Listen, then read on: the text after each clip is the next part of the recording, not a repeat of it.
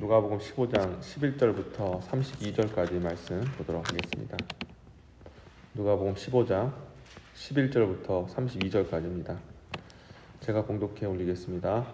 또 가라사대 어떤 사람이 두 아들이 있는데 그 둘째가 아비에게 말하되 아버지여 재산 중에서 내게 돌아올 분깃을 내게 주소서 하는지라. 아비가 그 살림을 각각 나눠 주었더니 그 며칠이 못되어 둘째 아들이 재물을 다 모아가지고 먼 나라에 가서 거기서 허랑방탕하여 그 재산을 허비하더니 다 없이한 후 나라에 크게 흉년이 들어 저가 비로소 궁핍한지라. 가서 그 나라 백성 중 하나에게 붙여 사니 그가 저를 들러 보내어 돼지를 치게 하였는데 저가 돼지 먹는 쥐업 열매로 배를 채우고자 하되 주는 자가 없는지라. 이에 스스로 돌이켜 가로되 내 아버지에게는 양식이 풍족한 품꾼이 얼마나 많은고 나는 여기서 줄여 죽는구나. 내가 일어나 아버지께 가서 이르기를 아버지여 내가 하늘과 아버지께 죄를 얻었사오니 지금부터는 아버지의 아들이라 일컬음을 감당치 못하겠나이다. 나를 품꾼의 하나로 보소서 하리라 하고 이에 일어나서 아버지께로 돌아가니라. 아직도 상거가 먼데 아버지가 저를 보고 측은히 여겨 달려가 목을 안고 입을 맞추니 아들이 가로되 아버지여 내가 하늘과 아버지께 죄를 얻었사오니 지금부터는 아버지의 아들이라 일컬음을 감당치 못하겠나이다 하나 아버지는 종들에게 이르되 제일 좋은 옷을 내어다가 입히고 손에 가락지를 끼우고 발에 신을 신기라. 그리고 살진 송아지를 끌어다가 잡으라. 우리가 먹고 즐기자. 이 내 아들은 죽었으나 다시 살아났으며 내가 잃었다가 다시 얻었노라 하니 저희가 즐거워하더라. 맏아들은 밭에 있다가 돌아와 집에 가까웠을 때에 풍류와 춤추는 소리를 듣고 한 종을 불러 이 무슨 일인가 물은데 대답하되 당신의 동생이 돌아왔음에 당신의 아버지가 그의 건강한 몸을 다시 맞아들이게 됨을 인하여 살진 송아지를 잡았나이다 하니 저가 노하여 들어가기를 즐겨 아니하거늘 아버지가 나와서 권하되 아버지께 대답하여 가로되 내가 여러 해 아버지를 섬겨 명을 어기었거늘 내게는 염소 새끼라도 주어 나와 내 벗으로 즐기게 하신 일이 없더니 아버지의 살림을 창기와 함께 먹어보니 이 아들이 돌아오매 이를 위하여 살진 송아지를 잡으셨나이다. 아버지가 이르되 예 너는 항상 나와 함께 있으니 내 것이다 내 것이로되 이 내 동생은 죽었다가 살았으며 내가 잃었다가 얻었기로 우리가 즐거워하고 기뻐하는 것이 마땅하다 하니라. 아멘. 자, 오늘은 탕부 아버지라는 제목으로 말씀 전하겠습니다.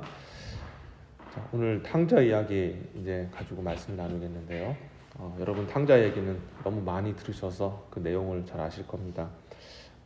탕자가 있었는데 한 아들이 그것도 둘째 아들이 아버지 재산을 다 달라고 해서 엄청나게 많은 재산의 절반을 가지고 가서 외국에 가서 탕진하게 됩니다. 그리고 그냥 쓴 것이 아니라 또 술 먹고 또 여인들과 그것을 즐기면서 아주 허랑방탕하게 돈을 쓰게 됩니다. 그러다 결국에는 모든 것을 다 잃어버리고 거지가 되어서 돼지 지엄 열매를 먹게 되는 지경에 이르게 되었습니다. 그때에 너무 배가 고팠던 이 둘째 아들은 우리 아버지 집에는 품꾼마저도 이렇게 잘 먹고 잘 사는데 내가 아버지의 품꾼으로 돌아가야겠다 하고 이제 돌아간 거죠.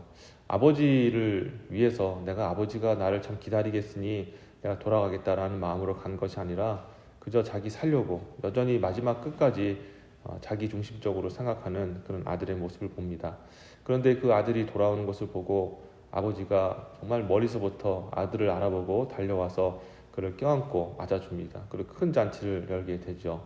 자, 그때의 그 형이 그 모습을 보고 도대체 이게 무슨 일인가 했을 때 이제 그 종 중에 하나가 당신의 동생이 돌아왔고 그로 인해서 건강하게 돌아온 것으로 인해서 아버지께서 이렇게 손잡고 잔치합니다. 그러니 이 첫째 아들이 굉장히 화가 나서 집에 안 들어간 겁니다. 그래서 아버지가 와서 도대체 왜 안 들어오느냐 이렇게 얘기했더니 아버지께서는 나와 내 친구를 위해서 염소 새끼라도 잡아준 적 있습니까? 그리고 또 아버지의 그 재산을 저렇게 창기와 함께 말아먹은 저 아들이 무엇이 이쁘다고 잔치해 주십니까? 라고 얘기를 합니다. 그러자 그 아버지가 이 모든 것들은 얘는 정말 나갔다가 돌아왔는데 너는 죽었다 살았는데 너는 항상 내 곁에 있고 내 것은 내 것이니까 무엇이 두렵고 무엇이 아쉬우냐 들어가자 그렇게 얘기를 하는 장면이 나오고 있습니다. 첫째 아들이 다시 들어갔는지는 성경에 나와 있지 않기 때문에 알 수는 없습니다만 이런 이야기가 바로 이 탕자의 이야기입니다. 우리 이 탕자 이야기를 들으면서 항상 탕자에 이제 초점을 맞춰서 말씀을 살폈는데, 오늘은 좀 그 아버지 입장에서 보는 관점에 대하여 좀 살펴보기 원합니다. 세 가지 관점을 좀 살펴보기 원하는데, 자, 아버지는 왜 그 아들이 재산을 절반이나 달라는 그 요구에 그냥 생각 없이 그냥 이렇게 내어 주었을까? 그런 생각이 들죠. 왜 재산을 나눠줬을까? 어차피 가면 아들이 평상시에 그렇게 했던 것을 보면 아주 뭐 안 봐도 딱 보입니다. 그냥 평상시 아버지 밑에 있을 때에도 화랑방탕하게 살았던 것이 분명합니다. 정말 문제 많은 막내 아들이었던 것 같은데, 이런 아들에게 왜 그 소중한 재산을 맡겼을까 생각해 보면, 아버지 마음속에 아들이 결국에는 이거 가지고 뭐 할 수가 없다라는 거, 아무것도 아니라는 것을 이미 알고 있었지 않았나라는 생각이 듭니다. 우리 하나님은요, 이 말씀의 이 아버지는 우리 하나님 아버지를 이야기하는 것 아닙니까? 그리고 탕자는 돌아온 우리 그리스도인들을 얘기를 하는데, 믿는 자들 얘기하는데, 하나님 보실 때에 우리 인간은, 그리스도인들은 하나님 보시기에 언젠가는 소진하고 연약하고 넘어질 존재라는 것을 우리 주님께서 다 알고 계시다라는 것을 우리에게 말씀하고 있는 것입니다. 우리가 순간 잘 되고 탕자처럼 아버지 재산을 받으면 얼마나 갑자기 없다가 돈이 생기고 큰 돈이 목돈이 들어오니 잘 된 것 같고 성공한 것 같고 무엇이 정말 내 뜻대로 되는 것처럼 보이지만, 그러나 결국 하나님을 떠나서는 모든 것이 다 메말라 버리고 결국에는 정말 이 탕자처럼 아무것도 가지고 있지 못한 빈털터리가 돼버리는 것이 우리 인간의 모습이다라는 것을 우리가 알 수가 있는 것입니다. 하나님은 우리가 그렇게 영적으로 연약하고 부족하게 될 것임을 알고 있음에도 불구하고 우리에게 긍휼히 여겨주셔서 하나님의 은혜로 순간순간 이렇게 은혜를 베풀어 주시고 나아가지만, 그러나 우리가 반드시 기억해야 될 것은 아버지를 떠나면 반드시 영육으로 메마를 수밖에 없다라는 것을 반드시 기억해야 한다는 것입니다. 자, 두 번째로 우리가 아버지의 관점에서 좀 살펴볼 것은, 왜 아버지는 집 나간 아들을 첫날부터 기다렸을까? 우리가 생각할 때 물론 결국에는 부모가 자식을 어떻게 할 수가 없지 않습니까? 자식이 이기는 부모가 없다는 그런 말처럼, 아무리 자식이 부모의 마음을 아프게 피 저어놨다 할지라도 결국에는 용서할 수밖에 없습니다. 그런데 부모도 인간이기 때문에 바로 그렇게 용서하고 용납할 수는 없는 것이죠.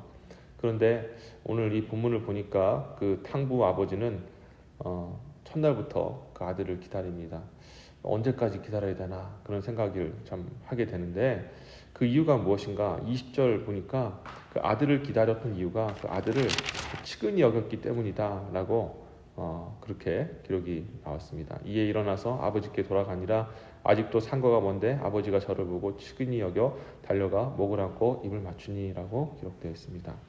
그러니까 측은히 여겼다라는 것은 불쌍히 여겼다라는 것입니다. 그러니까 아들이라서 무조건 기다린 게 아니라 이게 불쌍히 여긴 겁니다. 참 이렇게 해도 정말 속으로는 불화가 치밀어 오르고 아버지의 입장에서 괘씸하고 그런 마음이 들려도 그 아들이기 때문에 그 아들을 버릴 수가 없었던 거죠. 그러니까 그런 모습을 보고 불쌍히 여겨 주신 것입니다.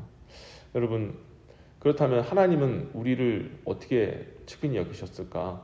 바로 그 우리들의 모습 속에 예수 그리스도 십자가에 달려 죽으신, 그리고 홀로 그렇게 정말 외롭게 죽음을 맞으신 그 예수 그리스도가 계시기 때문인 줄 믿습니다.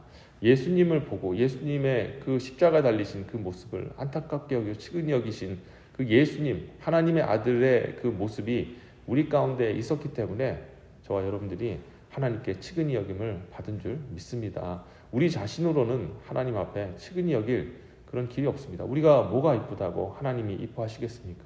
항상 마음에 생각하는 것은 죄악된 것이요, 행하는 것은 하나님 기뻐하지 않는 행동이고, 말도 모든 것들이 다 죄악된 모습, 부패한 그런 냄새나는 그런 모습을 가진 존재인데, 우리가 무엇이 이쁘다고 하나님이 저와 여러분들을 사랑해 주시고 또 구원해 주셨겠습니까? 그 이유는 바로 하나님의 아들, 불쌍히 여기시는 측인히 여기셨던 그 하나님의 아들 예수 그리스도가 우리 가운데 있기 때문인 줄 믿습니다. 예수님 때문에 저와 여러분들이 측인히 여김을 받아서 구원함을 입은 줄 다시 한번 기억해야 될 줄 믿습니다. 자, 마지막으로는 자, 이제 아들 입장에서 볼 때 야, 얘야, 내 것이 다 내 것이다 라고 그렇게 아들을 위로하는 장면이 나오고 있습니다. 근데 우리가 이 모습을 하면 조금 한편으로는 이게 뭐라고, 차라리 재산이라도 절반 뚝 떼어줘서 하면 얘야 너도 걱정하지 마라, 뭐 너희 동생한테 재산 떼준 것처럼 나도 너 재산 떼줄게, 이렇게 이야기가 흘러야 좀 위로가 되지 않겠습니까? 그런데 아들을 이제 불러서 위로할 때 야, 들어가자, 싫습니다, 그렇게 하더니 야, 내가 너와 함께 있는데 내 것이 다 내 것인데 무엇이 뭐 아쉽고 두렵느냐, 그러니 들어가자라고 얘기를 합니다. 근데 실은 이게 우리도 좀 와닿지가 않는 거예요. 우리도 솔직히 손에 쥐는 것이 있어야 뭔가 뭐 기쁘고 감사하고 그런 것 아닙니까? 하나님이 너와 함께한다, 두려워하지 말아라, 내가 너의 분깃이다.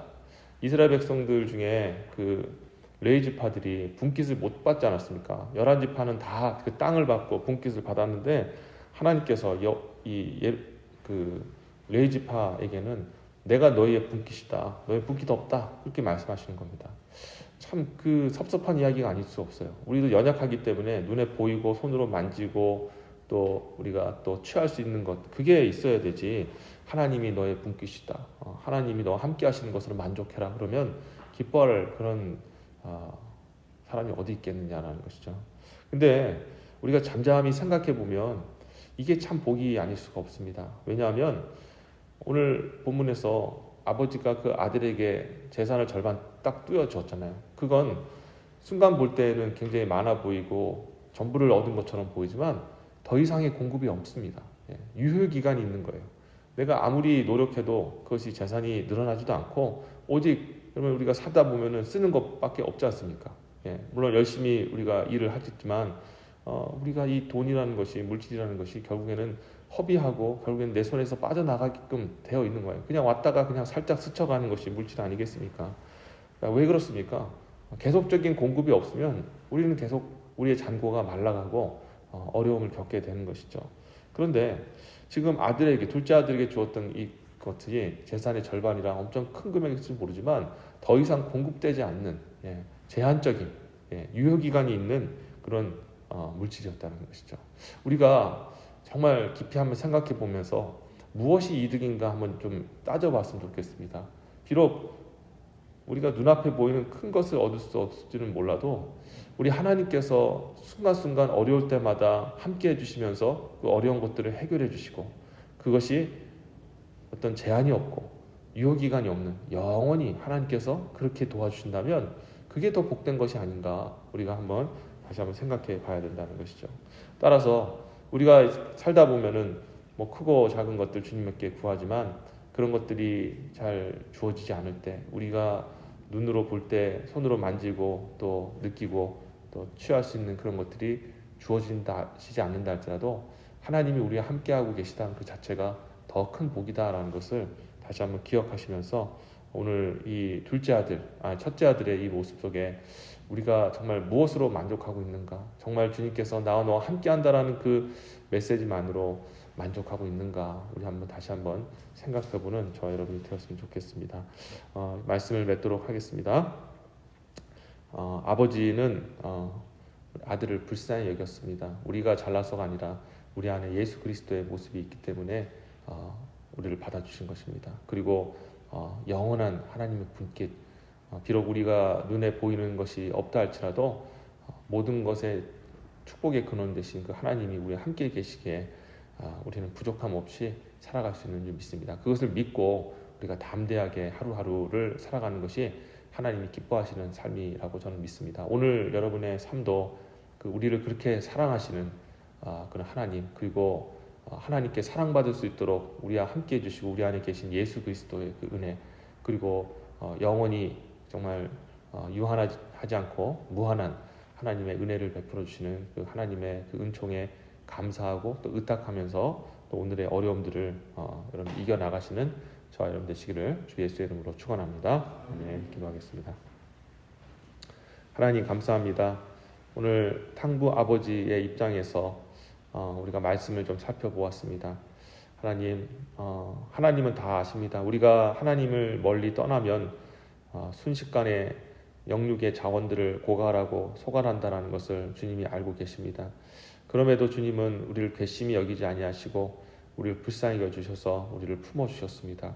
탕부 아버지 되신 하나님, 그 아들 예수 그리스도를 우리에게 보내주심으로 우리를 불쌍히 여겨주시고 치킨히 여겨주셔서 받아주시고 구원해 주신 것 진심으로 감사드립니다. 그리고 하나님께서는 가장 위대한 선물이신 하나님 자신을 우리에게 주시며 내가 너와 함께한다. 걱정하지 말고 두려워하지 말아라. 내가 순간순간 너를 도와주리라 라고 말씀하신 정말 영원한 축복을 누리게 하셔서 감사드립니다. 비록 우리가 눈앞에 정말 탕자가 요구했던 것처럼 큰 것, 어떤 손에 잡는 그런 것들이 없다 할지라도 모든 것이 다 내 것이다 라고 말씀하시는 그 하나님의 말씀을 의지하여서 오늘도 어려움이 있을 때 주님 의지하면서 한 발자국 한 발자국 걸어나갈 수 있는 그런 우리 모두가 되게 하여 주시옵소서. 감사드렸고 이 모든 말씀 우리 주 예수님의 이름으로 기도드립니다. 아멘.